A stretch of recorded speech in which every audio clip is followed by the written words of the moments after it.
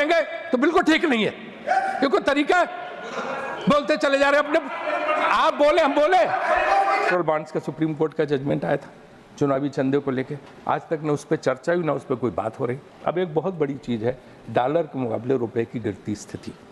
आपको पता है कि आदरणीय मोदी जी ने कितना मनमोहन सिंह जी का मजाक बनाया था कि प्रधानमंत्री की उम्र पार कर गया, रुपया मिलनी चाहिए, जो फ्रीडम मिलनी चाहिए वो नहीं मिल रही, क्योंकि जो है सरकारी एजेंसियों का इतना दबाव है उनके ऊपर कि वो आदमी चाहे जीएसटी देने वाला हो, चाहे इनकम टैक्स देने वाला हो, चाहे और कोई उसमें हो, तो वो अपने आप को बड़ा उसको ये जब बिजनेस व्यापार में आसानी नहीं लग रही। और दोनों तरफ के लोग इस बात को अनुभव करते हैं कि व्यापार में सब डरे रहते हैं। इसीलिए आप देखो आपके कम से कम 1 लाख उद्यमी व्यापारी तो नागरिकता छोड़ चुका है और हजारों लोग जाके दुबई और कहाँ बस। मुझे तो ऐसा लगता है कि budget is of the elections, by the elections and for the elections. चुनावी बजट है, 140 करोड़ भारतीयों का नहीं है, भारत के भविष्य का नहीं है, बल्कि उन राज्यों के लिए होता है जहां या तो चुनाव हो रहे हो या होने वाले हो। इसीलिए शायद 1 नेशन 1 इलेक्शन का चल रहा है। हाँ वो तो प्रैक्टिकल नहीं है, कैसे लागू करेंगे जब तक हाउस जो है डिसॉल्व ना हो, 5 साल तक उसका प्रोविजन ना हो, तब तक वो बड़ा पॉसिबल नहीं है। अब जैसे उदाहरण के लिए दिल्ली में चुनाव था, बजट में दिल्ली के बारे में घोषणा है, अब बिहार के बारे में घोषणा है, लेकिन बिहार की अगर असलियत देखो तो इन्होंने तो बताया अखिलेश जी ने, लेकिन बिहार की अगर असलियत देखो तो इसके पहले 5 साल बिहार नहीं याद आया। आपको पता है कि बिहार की पर कैपिटा इनकम सबसे कम है, 60,000 रुपए, बाकी राज्यों के 70,000 है। तो वहाँ तो इसीलिए जो है ना, आप सुनो तो ना स्पेशल राज्य का दर्जा आप दिला पाए पटेल साहब, कविता पढ़ने से कुछ नहीं होता, स्पेशल राज्य का दर्जा दो ना। नहीं, हमने तो कहा था कि हमने तो कारण बताए, अरे आप तो 10 साल से बैठे हो, आप तो दो ना। अच्छा आप बैठिए, कितने साल ने, क्योंकि ये टाइम हमारे इसमें जोड़ दी, कृपया उप सभापति इस टाइम को हमारे इसमें जोड़ दीजिए। सिट डाउन, आप बैठे। ये टोका टाकी करेंगे तो मेरा टाइम कम ना हो। नहीं, आपको टाइम नहीं। हाँ, अगर ये टोका टाकी करेंगे तो मेरा टाइम नहीं। आप विराजे पटेल साहब, आप विराजे।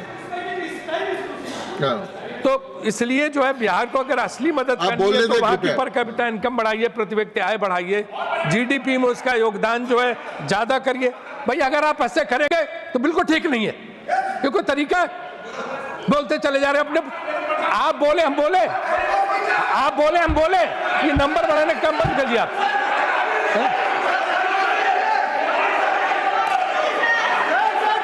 माननीय सदस्य पटेल साहब कृपया विराज जाए, कृपया विराज जाए।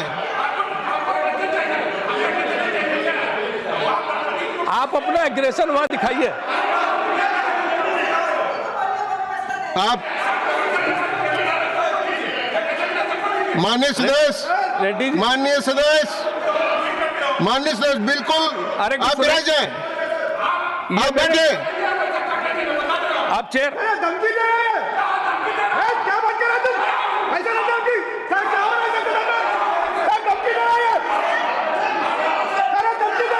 माननीय सदस्य, माननीय सदस्य बताओ ना, माननीय सदस्य कृपया बैठ जाएं।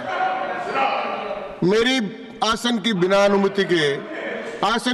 अनुमति के जो भी बोला है उसको अंकित नहीं किया जाए। श्री राजीव शुक्ला जी बोले। हाँ, उसका टाइम भी देख लीजिए सर उसमें। इसके बाद जो बेरोजगारी, तो this is not the physical policy, this is a political expediency, this is what I want to say. बेरोजगारी की बात आती है तो 45 साल में सबसे ज़्यादा बेरोजगारी की दर बढ़ी है, और ये CMIE की डेटा में कहा गया है। यूथ जो शक्ति होती थी हमारी, आपको पता है कि 60% युवा शक्ति इस देश की थी, उसका सब जगह कहा जाता था कि भारत सबसे यंग देश है, भारत सबसे नौजवान देश है। लेकिन आज वो नौजवान कहाँ है? वो गाँव में बैठा हुआ है, क्योंकि कोरोना के बाद वो गया वापस लौट के। आप देख लीजिए ना, पंजाब में कृषि के लिए उपलब्ध है, ना गुजरात में जो सूरत में डायमंड इंडस्ट्री उसके लिए मजदूर हैं, ना मैन्युफैक्चरिंग सेक्टर के लिए। मुंबई में हमारी लेबर कास्ट इतनी ज़्यादा बढ़ गई है कि मैन्युफैक्चरिंग सेक्टर उससे सफ़र कर रहा, उससे कास्ट ऑफ प्रोडक्शन भी बढ़ जाता है, इसलिए हमारा एक्सपोर्ट सफ़र करता है अल्टीमेटली। इसलिए जो है, और इस मामले में फिर चीन, वियतनाम, इंडोनेशिया ये आगे निकल जाते हैं। तो हमारी युवा शक्ति को कैसे वापस जो है हम मैन्युफैक्चरिंग या उसमें मैन्युफैक्चरिंग सेक्टर में ले जाएं, छोटे छोटे कल कारखानों उद्योगों में जाके उनको कैसे हम भेज सकें, ये होना चाहिए। जो युवा शक्ति हमारी बेकार बैठी है उसको हमें निश्चित रूप से कार्य देना चाहिए, काम देना चाहिए, और रियल एस्टेट सेक्टर सब जगह उनको जो है मौका देना चाहिए। अब मनरेगा का एलोकेशन 33% कम कर दिया गया, जबकि गाँव में एक रोजगार का एकमात्र साधन है। वहाँ इसी से लोगों को रोजगार मिलता है और उसी से लोगों का पेट पलता है। लेकिन वो उस समय की मनमोहन सिंह सरकार की योजना थी, उसका 33% एलोकेशन क्यों कम हुआ है, मैं माननीय वित्त मंत्री जी से जानना चाहता हूँ कि कोई ऐसी स्कीम है जो निश्चित रूप से ग्रामीणों को कर्ज से निकालती है, क्योंकि तमाम ग्रामीण कर्ज में डूबे हुए हैं, और उनको उससे मदद पहुँचती है। वेल्थ डिस्पैरिटी 1% लोगों के पास 40% धन है सर। तो ये जो एक्यूमुलेशन ऑफ मनी है कुछ लोगों के पास, इसका जितना जब केंद्रीकरण होगा, जितना लोगों में जाएगा तो अच्छा हो, तभी हो सकता है जब सबको आप अवसर मुहैया कराएं और उनको मौका दें, अपॉर्चुनिटीज़ दें। तो ये जो है जो केंद्रीकरण हो रहा है पूंजी का, वो रुकना चाहिए। ये एक हमारी वित्त मंत्री जी से मांग है। महंगाई के तो रिकॉर्ड आपके कहने की जरूरत ही नहीं कि क्या बुरा हाल है, हर चीज़ महंगी है, पेट्रोल डीजल तो छोड़ दो, इसके अलावा खाने पीने की सारी चीज़ें बेइंतहा महंगी हैं। हर चीज़ जो है उसमें जो कहते हैं रिटेल इन्फ्लेशन जो है 5.7%, जबकि लोगों की जो वेजेस बढ़ी हैं 0.8% से 5% तक बढ़ी है। तो ये जो गैप है दोनों का, इसमें से कैसे लोगों को राहत मिलेगी? क्योंकि अगर महंगाई पे काबू नहीं किया गया, वादा था महंगाई को काबू करेंगे, लेकिन दाल हो, सब्जी हो, तेल हो, जितनी खाने पीने की चीज़ें या दूसरे कपड़ा इत्यादि, हर चीज़ इतनी महंगी होती जा रही है कि उस महंगाई पे काबू नहीं आ पा रहा, जिसके लिए सरकार को प्रयास करना चाहिए। हिडन टैक्स, अगर ये कुछ मतलब एक तरह से महंगाई हिडन टैक्स से छुपा हुआ कर है, क्योंकि जितना आप आयकर में छूट देते हैं, दूसरे करों में छूट देते हैं, वो महंगाई के जरिए लोगों को भुगतान करनी पड़ती है, वो इतना बढ़ जाता है तो उसका दाम देना पड़ता है। तो ये एक बहुत बड़ी समस्या है। अब मैं फ्लैगशिप स्कीम पे आता हूँ। फ्लैगशिप क्योंकि मैं योजना मंत्री भी था। प्रधानमंत्री आवास योजना 25% फंड यूटिलाइज्ड ही नहीं हुए, उनका इस्तेमाल ही नहीं हो पाया, और 2022 तक हर एक को छत देने का जो वादा था वो नहीं पूरा हुआ। वादा तो लाल किले की प्राचीर से किया गया था, लेकिन आज तक वो वादा नहीं पूरा हुआ। हम 4 करोड़ कह रहे हैं, 4 करोड़ हो सकता है, लेकिन 140 करोड़ देश में 4 करोड़ से क्या फ़र्क पड़ने वाला है वहाँ पे। और जो प्रधानमंत्री ग्राम सड़क योजना है, उसमें जो सर्वे हुआ एक्सपर्ट्स का, उसमें बताया गया कि 21% रोड जो है संतोषजनक स्थिति में नहीं पाए गए। तो इसका नाम उनके रख रखाव, मेंटेनेंस और बनाने की क्वालिटी, इस पर भी जो है हमें जो है ध्यान देना होगा, क्योंकि इससे बहुत बड़ा नुकसान जो है, अगर ग्रामीण सड़कें इस तरह से बनी तो उसका बहुत भारी नुकसान हमें होगा।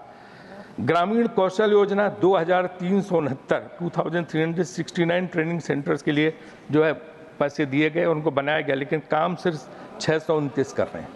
ये भी एक बहुत बड़ा जो है फेलियर है, बहुत बड़ी ये स्कीम फ्लॉप हुई है। फसल बीमा योजना में धन घटता चला जा रहा, 29,000 करोड़ पहले दिया जाता था किसानों का, अब 16,000 करोड़ रह गया है।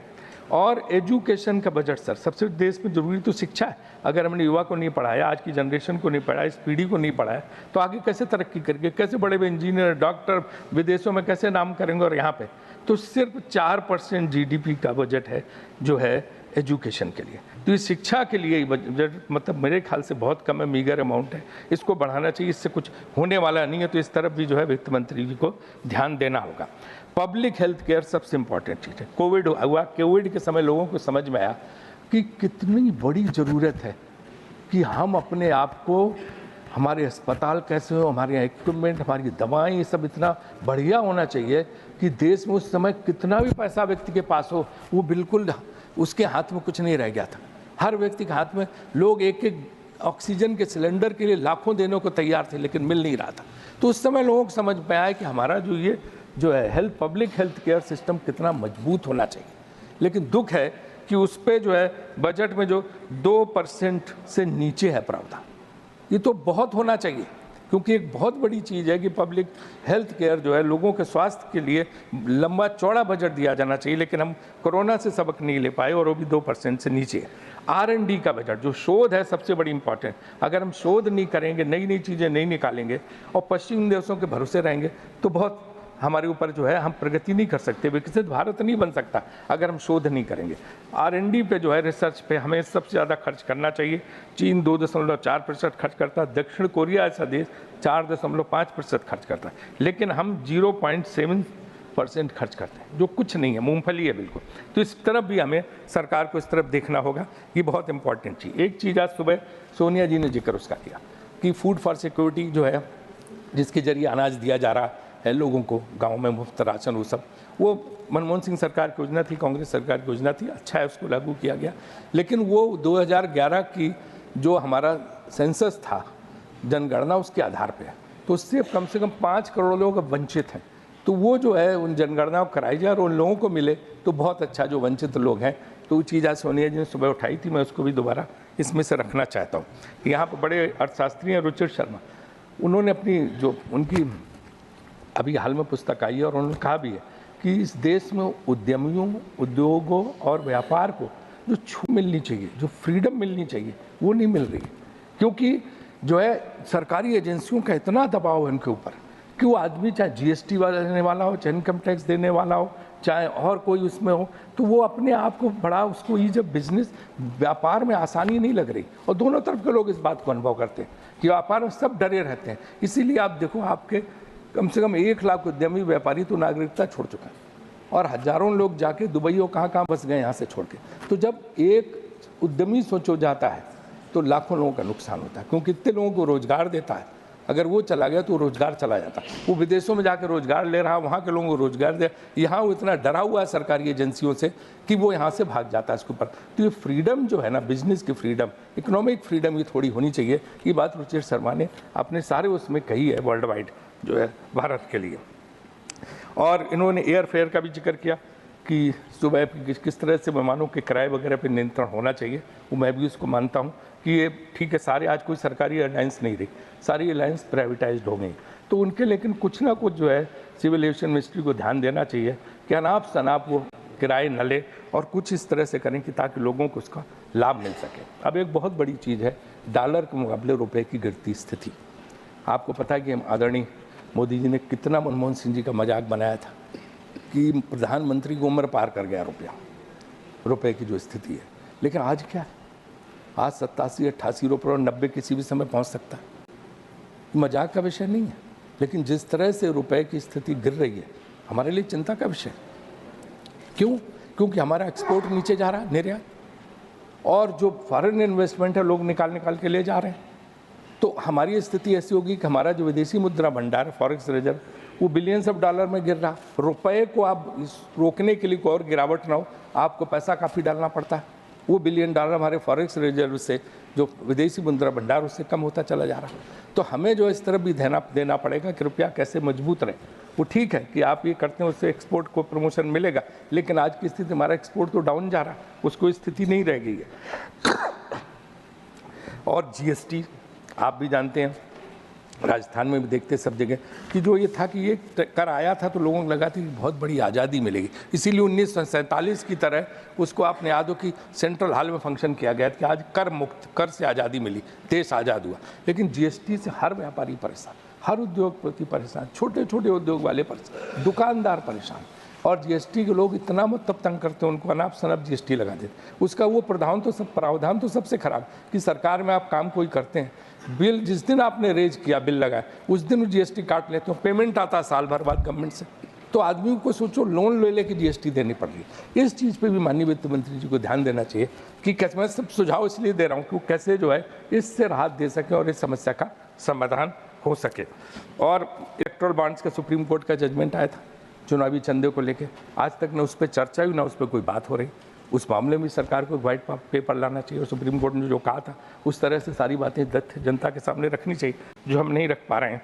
कुल मिला के अगर हम कहें, और GST के मामले में माननीय वित्त मंत्री जी यहाँ नहीं है।